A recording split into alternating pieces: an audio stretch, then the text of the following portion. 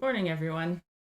We're June 19th, and I'm not gonna lie, it already feels like summer's half over somehow, even though we're just hitting the solstice in a bit.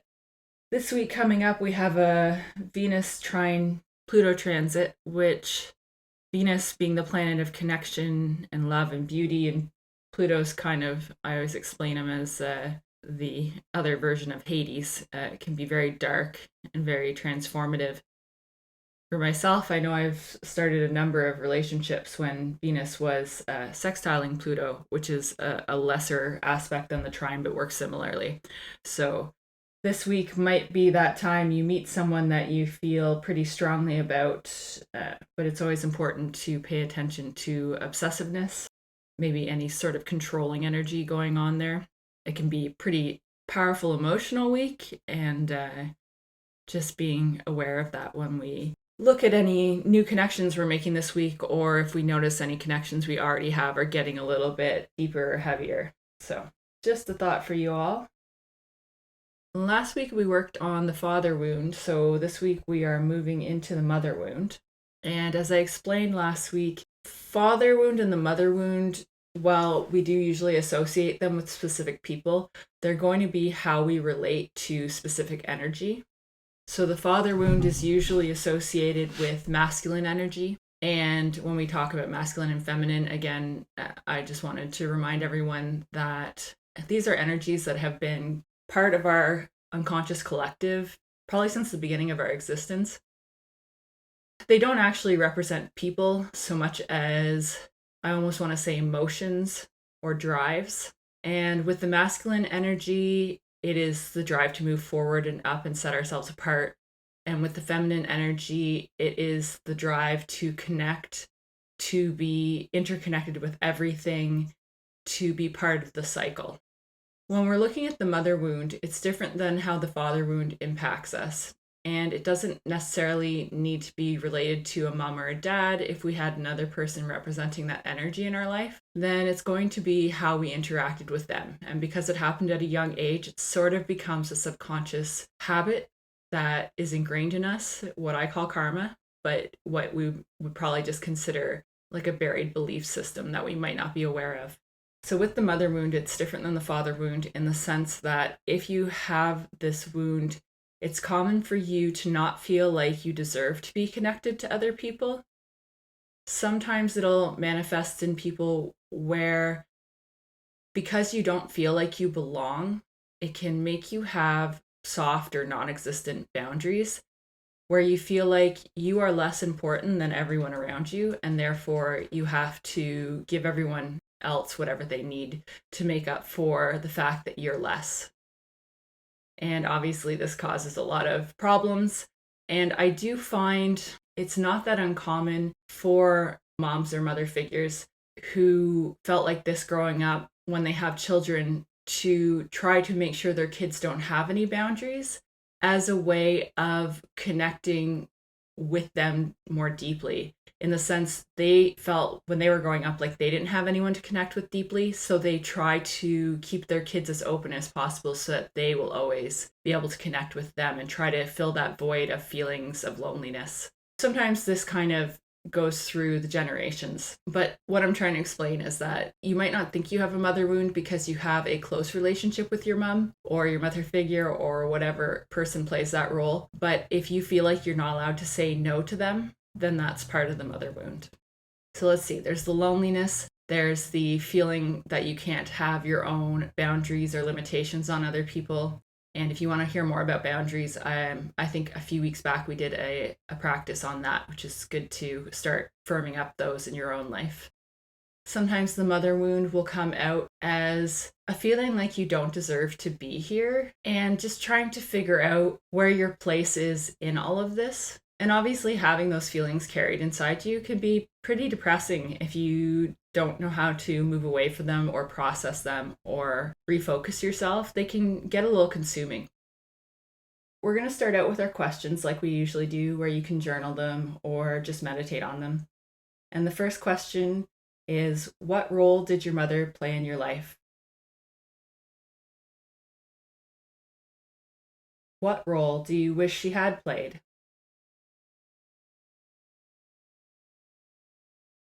How would your life be different if she had been this way?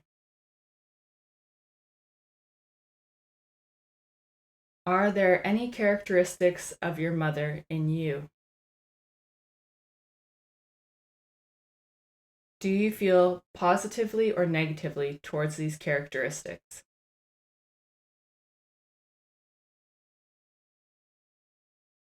So take some time with those. I will write them in the bottom so you can review them if you want to go over them again. Sometimes it helps to keep thinking about them through the week because your answers might change, evolve, or some things might rise to the surface. And for our actual shadow practice, we're going to do accepting statements. And I want to clarify because accepting statements sometimes sound like positive affirmations. And I know positive affirmations work for some people.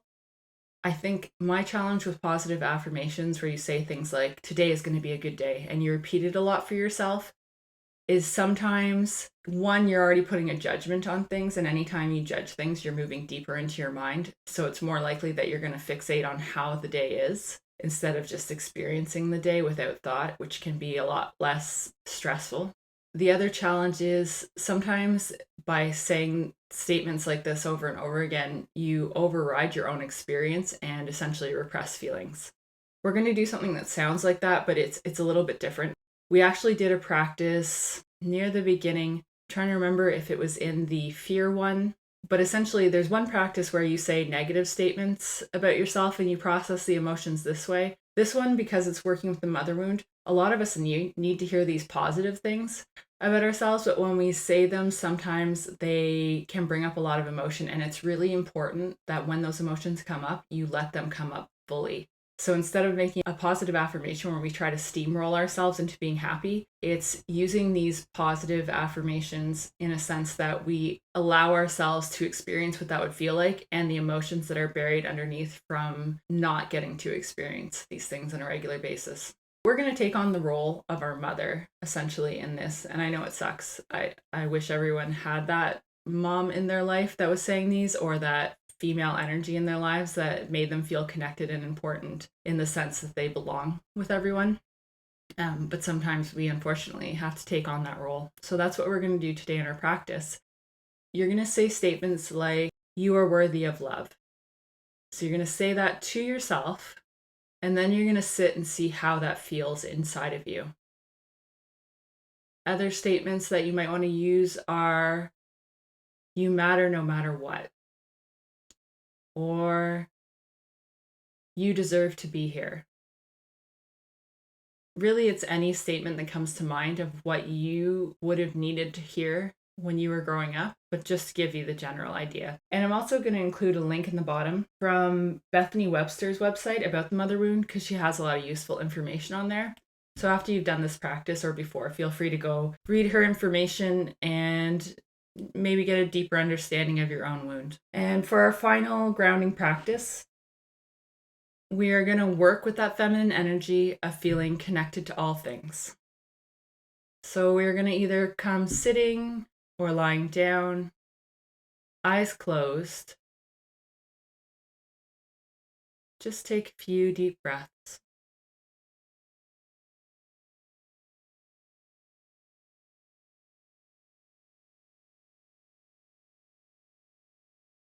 And every time you exhale, make sure you're relaxing a little more tension out of your body.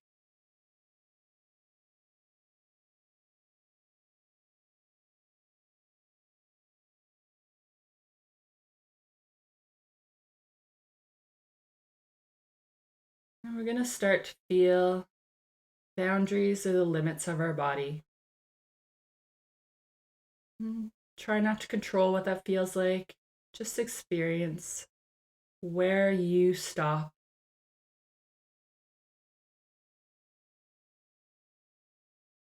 And we're going to start to expand those boundaries. And feel ourselves becoming more and part of everything. So if you're sitting on a chair or the floor or lying down on something, we're going to start to notice how we become part of these objects. And feel who you are extending around them.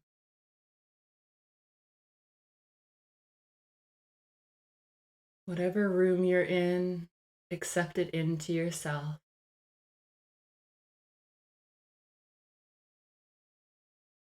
Feel the expansion and the connection.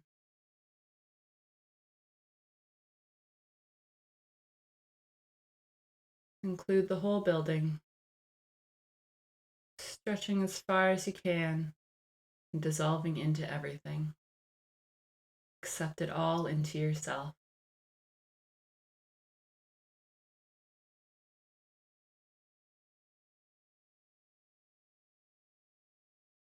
If you want to stretch it further, maybe part of the town you're in, maybe start with the block you're on.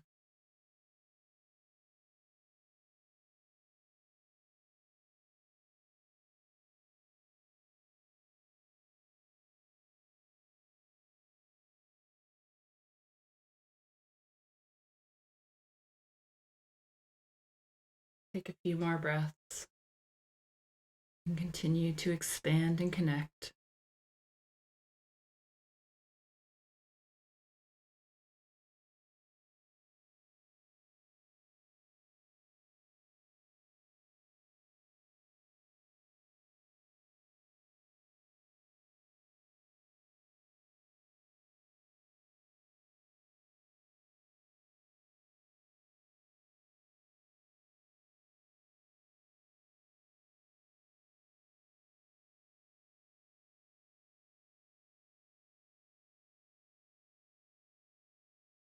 And as we return,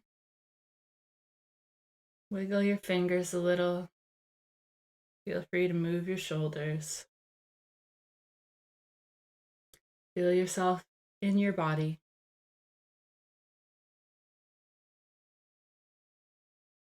And if you ever want to practice this one again, if there's another person around, trying to feel yourself expand and connect with them can help you create a deeper connection with the people around you as well.